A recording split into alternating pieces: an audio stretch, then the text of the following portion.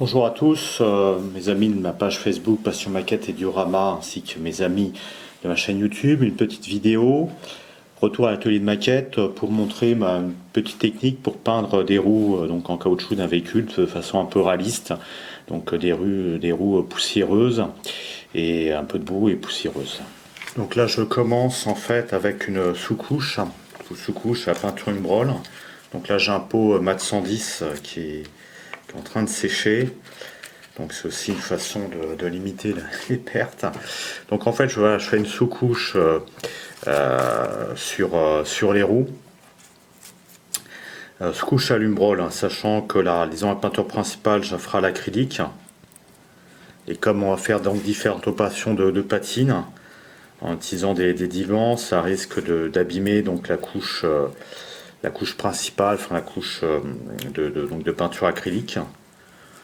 Donc il restera toujours en dessous la peinture Umbroll en mat 110. Bon, ça va nous servir de base en fait, la Umbroll 110 pour représenter la poussière, la terre accumulée. Bon, et puis il faut insister surtout pour peindre la couleur mat 110, l'intérieur, la fin de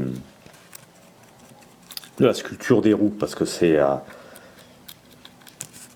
dans la sculpture là au niveau extérieur que va s'accumuler, disons, la poussière, aussi à ce niveau-là. Là. Donc on peut d'ores et déjà représenter la poussière, la boue avec cette teinte. La couche de base des roues étant sèche, on va maintenant peindre les jantes. Là pour ça, j'ai utilisé une couleur Prince Auguste. C'est en fait la variante qui est utilisée pour la peinture à l'aérographe, enfin qui est proposée par peinture à l'aérographe. Bon, j'utilise tel quel, peinture au pinceau, parce que finalement c'est pas mal d'utilisation au pinceau. Alors, première possibilité, pour réaliser une patine. Ce qu'on pourrait faire finalement, c'est avec la peinture vert olive, faire une sorte de brossage à sec inversé. C'est-à-dire qu'on va peindre de façon sommaire, en laissant les parties en creux en marron en fait. Marron de la peinture de base, Umbroll. Le marron représentant finalement la terre accumulée dans les creux. Là, ça peut donner ça, ça peut être pas mal. Sinon,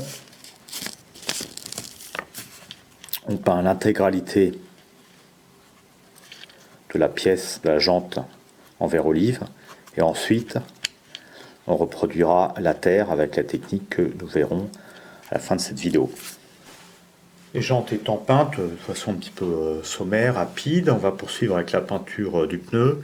Donc peinture acrylique toujours, Tamiya German Grey XF63. Donc la couleur gris foncé convient tout à fait pour représenter le caoutchouc des pneus, pas besoin de faire des mélanges savants. Alors c'est parti pour la peinture. On va essayer de s'appliquer quand même, pas trop déborder. On peut laisser un peu de marron entre la jante et le pneu, hein, qui figure la terre, la poussière. Et sur les flancs comme ça au niveau des crantages, là, on peut passer un peu façon dry brush, pinceau, façon à laisser la couleur marron intérieure de la sculpture des pneus pour représenter la poussière. Là, pareil pour la tranche.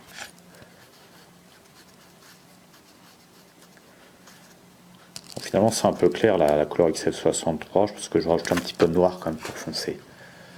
J'ai ajouté un petit peu de noir à la teinte XL63. Semblait en définitive un peu trop clair, hein, c'est mieux comme ça. Donc XL63 avec un peu de noir, c'est pas mal. Bon, là c'est l'intérieur, hein, du pneu, donc ça se verra pas sur la maquette finie, donc c'est moins d'importance. Peint la surface externe en veillant quand même à s'appliquer, parce que là ça sera visible. Bon, là toujours la petite astuce, hein, les intérieurs là, des gravures, c'est pas la peine de peindre délicatement en gris foncé, puisque de toute façon c'est censé être couvert de poussière.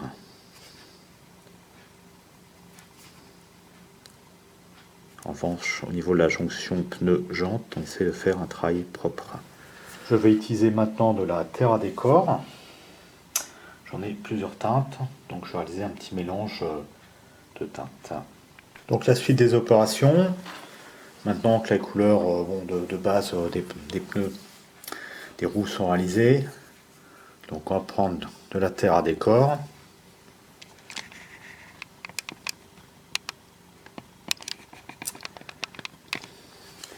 Et on va venir en recouvrir plus ou moins les pneus.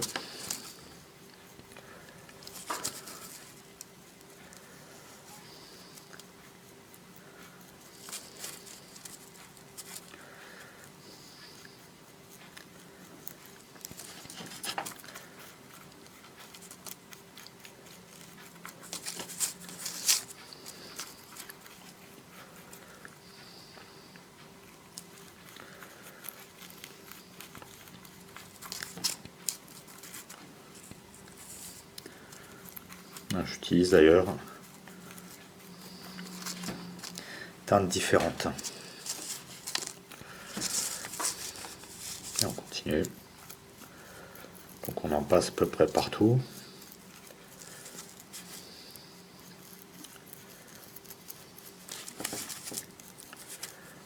Ça c'est salissant. Enfin, c'est pas la fin du monde non plus.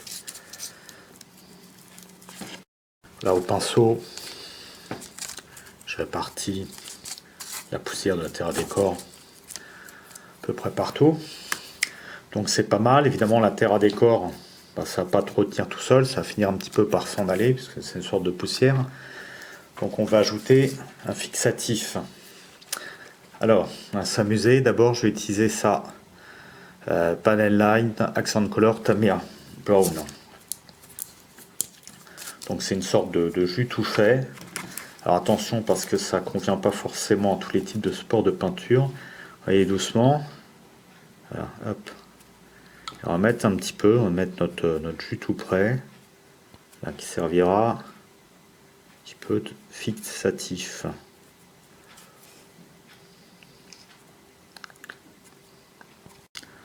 Donc au niveau ici de la jante, la jante elle peut éventuellement avoir quelques taches de graisse, donc ça peut être pas mal, ça peut aussi représenter aussi en même temps une tache de graisse.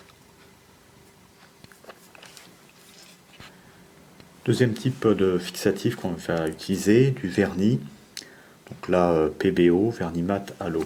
Donc c'est pas mal. Relativement haut, c'est pas agressif. Donc j'en prends un peu au bout de mon pinceau, sur ma palette, mélangé à de l'eau.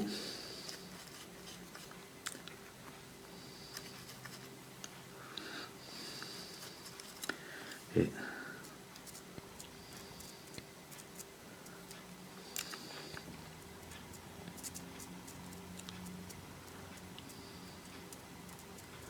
à passer la vernis mat délicatement.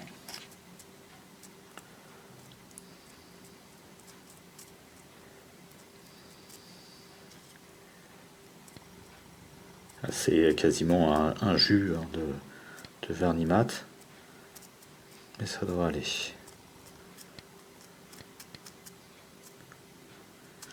Après le séchage vernis mat, j'ai rajouté tout de même un petit peu de terre à décor et un petit peu de vernis encore. Allez, on termine avec un petit brossage à sec au niveau des écrous. Et puis les roues terminées pourront rejoindre leur place sur le véhicule.